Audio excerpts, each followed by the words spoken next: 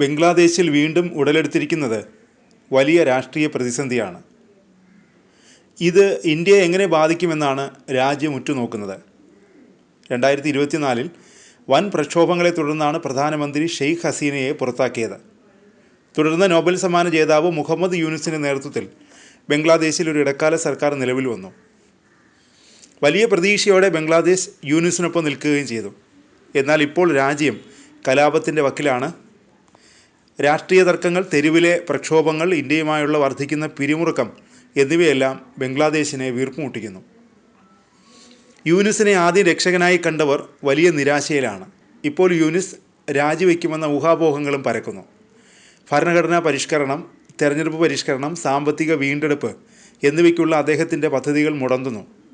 അതൊക്കെ ഫലം കാണുമെന്നതിൽ ഒരു ഉറപ്പുമില്ല. അധികാരത്തിലെത്തിച്ച കൂട്ടായ്മയിൽ തന്നെ തർക്കങ്ങൾ ഉടലെടുത്തു. ഇത് ജനങ്ങളുടെ വിശ്വാസം നഷ്ടപ്പെടുത്തി. ബംഗ്ലാദേശിൻ്റെ രാഷ്ട്രീയത്തിൽ എന്നും നിർണായക ശക്തിയാണ് സൈന്യം. ജനറൽ വാക്കർ സൽമാൻ 2025 ഡിസംബറിനകം തെരഞ്ഞെടുപ്പ് നടത്തണമെന്ന് ആവശ്യപ്പെട്ടിട്ടുണ്ട്.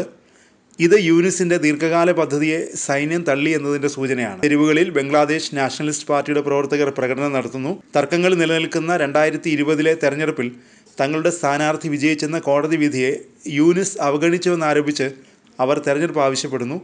ഹസീനയുടെ അവാമി ലീഗിനെ നിരോധിച്ചതും 1971 സ്വാതന്ത്ര്യ സമരത്തിലെ ക്രൂരതകളുടെ പേരിൽ പ്രതിക്കൂട്ടിൽ നിർത്തിയിട്ടുള്ള ജമാഅത്തെ ഇസ്ലാമിയെ തിരികെ കൊണ്ടുവന്നതും വിഭാഗീയത വർദ്ധിപ്പിച്ചു. കാരണം 1971 ബംഗ്ലാദേശിൻ്റെ സ്വാതന്ത്ര്യത്തിന് വേണ്ടി ഇന്ത്യ നിർണായക പങ്ക് വഹിച്ചിരുന്നു.